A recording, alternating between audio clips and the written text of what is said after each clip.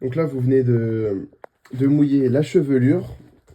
Maintenant, vous les placez dans le tombant naturel, c'est-à-dire que vous allez les secouer un petit peu, vous allez voir que le cheveu, il va se diriger dans un sens, et bien vous les placez dans le sens naturel, d'accord? Donc là, on voit que ces cheveux-là, ils veulent aller par là, ici, ils veulent aller par ici. Voilà, donc vous les peignez, tac, cela vers l'avant, cela un petit peu sur le côté. Après vous avoir fait ça, vous allez séparer de l'oreille à l'autre oreille. Tac, vous allez faire une première séparation comme ceci. Et vous allez séparer les cheveux. Tac, comme ceci. Hop là. Donc on voit une partie 1, une partie 2. On a un peigne démêloir. Donc pour commencer, s'il les place en avant ou peu importe, vous allez prendre, c'est une technique simple à réaliser sur vos coupes, vous allez prendre votre peigne de la racine jusqu'à la pointe, vous allez lisser et dans l'autre main, vous allez prendre en mode, comme ça, en mode pince, j'appelle ça. Vous allez prendre la mèche, vous allez vous entraîner à faire ceci, hop, et à coulisser avec une bonne tension, hyper important dans le cheveu, et droit, à 86, de façon que le cheveu, il tienne bien dans vos mains, vous serrez en mode pince. Ensuite, vous allez voir un point court juste ici et un autre point court juste ici. Et vous allez voir un surplus à couper. Donc, ensuite, vous vous munissez de votre ciseau et vous coupez le surplus. Attention de ne pas vous couper au niveau de la troisième phalange, ça arrive, faites attention. Ensuite, vous avez fait votre première mèche.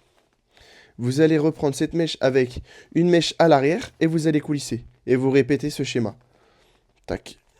Hop, on voit un point court, un autre point court, un surplus et on coupe. Hop. Et on répète jusqu'à la moitié de la tête au niveau de l'autre partie. Et on coupe.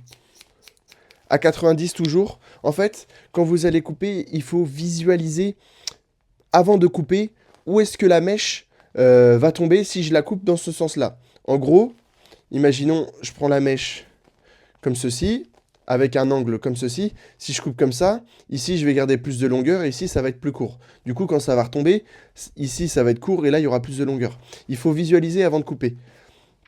Vous allez voir, vous allez mieux comprendre et faire moins d'erreurs sur vos prochaines coupes. Donc ensuite, vous allez reprendre sur le côté donc votre mèche témoin qui est juste ici et là ici qu'on n'a pas coupé et vous allez coulisser. Tac. En fait, vous reportez votre mèche témoin sur toutes les mèches où vous n'avez pas coupé. Donc on le voit, hein, la mèche témoin qu'on a coupé, ici qu'on n'a pas coupé. Et on coupe. Hop. Pareil, à 90, où vous pouvez même couper un petit peu dans l'angle. Vous pouvez aussi ramener toutes les mèches à l'avant et les prendre comme ceci. Tac. Donc vous les coulissez. Tac. Vous lissez la mèche à l'avant. Et vous prenez. Et là, vous pouvez couper en piquetage aussi. Vous pouvez couper aussi en piquetage, en fonction de ce que veut le client. Donc en piquetage ou bien droit. Tac. Et en fait, vous allez voir que ça se dessine tout seul en fait. Quand vous prenez la mèche, vous la lissez bien et que vous la tenez bien, on va voir le dessin de la coupe.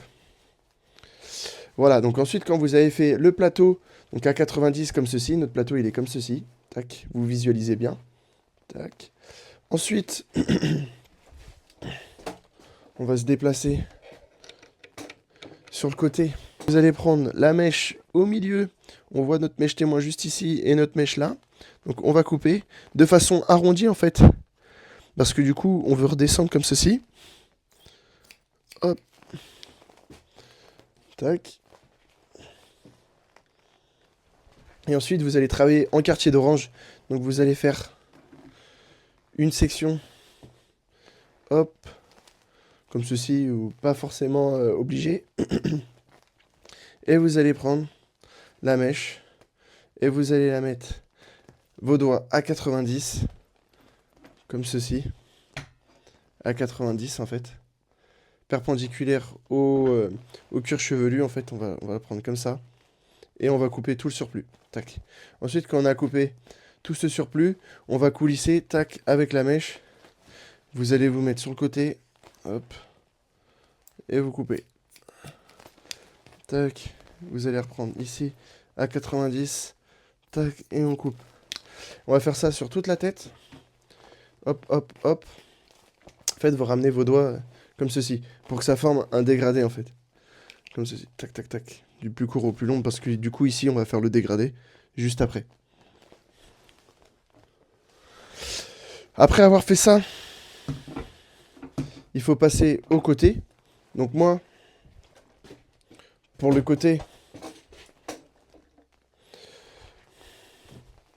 je vous conseille de travailler à la tondeuse avec un sabot 6 mm. Donc après, vous allez dégrossir toute votre coupe sur le côté en fonction de ce que veut la personne. Du coup, si c'est un taper, vous allez juste dégrossir ici. Si c'est un dégradé, vous allez tout dégrossir. Ouais, voilà. Vous faites les côtés, votre dégradé, ou bien les contours. Ensuite, quand vous avez fait votre dégradé, vous faites les contours. Donc si c'est pas un dégradé à blanc, bah, vous faites les contours d'oreilles, etc. dans la nuque. Je vous conseille, si c'est pas à blanc, de fondre comme un taper dans la nuque. C'est toujours plus joli pour le client. Ensuite, sur les côtés aussi, un petit peu sur la tempe, si c'est pas à blanc. Et puis, après, faites les contours. Faites les contours. Vous faites la jonction entre votre dégradé et le dessus. Vous faites la jonction. Donc, soit vous travaillez au peigne ciseau, au peigne tondeuse. Je vous conseille de travailler aussi avec le sculpteur. Voilà, pour fondre cette jonction. Tac, tac, tac. Ensuite, quand vous avez fait ça, bah, vous demandez au client si ça lui va, ça lui convient. Vous allez aussi sécher si ça tout va lui bien et qu'il a plus de questions ou bien ou bien il faut plus retoucher sa coupe, il kiffe comme il est là.